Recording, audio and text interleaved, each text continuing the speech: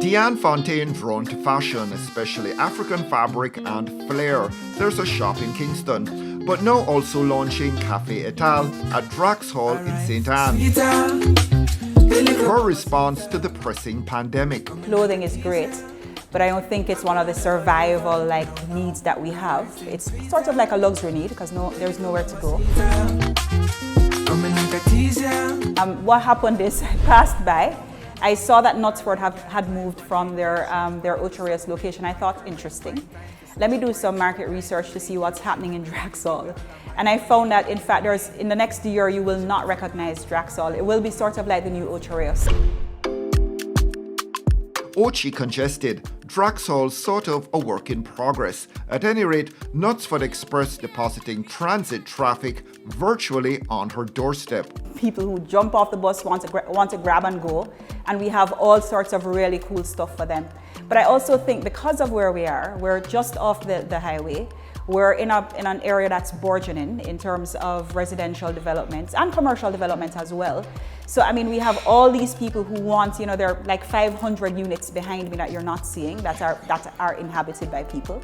There are like 4 or 5 different developments, not visible from the road, but they're here. So not just the grab and goers, which means lots of long-term opportunities for food providers like Fontaine. And they come and they sit and they dine. But they're not coming here for curry goat and stewed chicken. They're coming here to grab like a sandwich, to grab what? Our club sandwiches are good. I mean, it's a cafe, so we have cafe type food, but we try to make it interesting and different.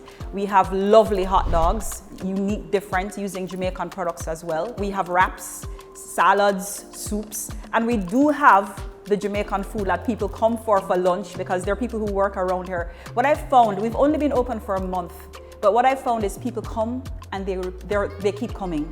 So I feel like we've got something special. Including, according to Diane, a skilled young team. Among them, a Rasta head chef and a talented pastry maker, Colin Palmer, who was trained by the late Colin Hilton. Keeping that quality just consistent so that people can come and expect to get what they came and got the last time again.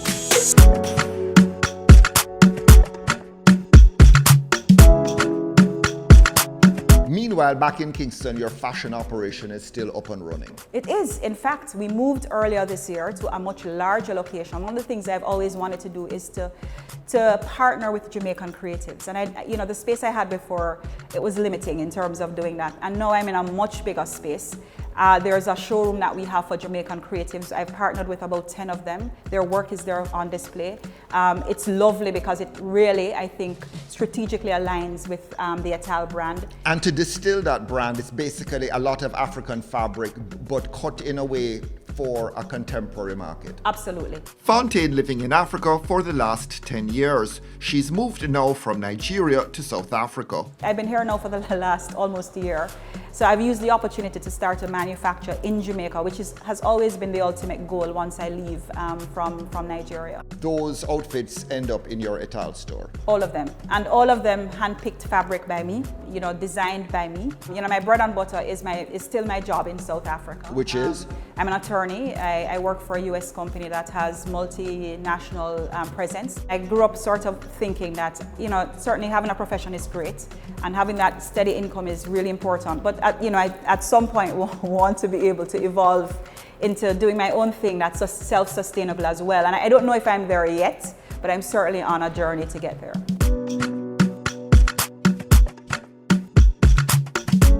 Cafe Etal, Diane Fontaine's latest stop on what's been an interesting journey. I mean, I have a captive audience. From day one when I opened my doors, I had people walking in, which is unique, right? In addition to that, there's nothing else around me yet in terms of competition. So yeah, I'm absolutely, I think it's a spectacular opportunity for me.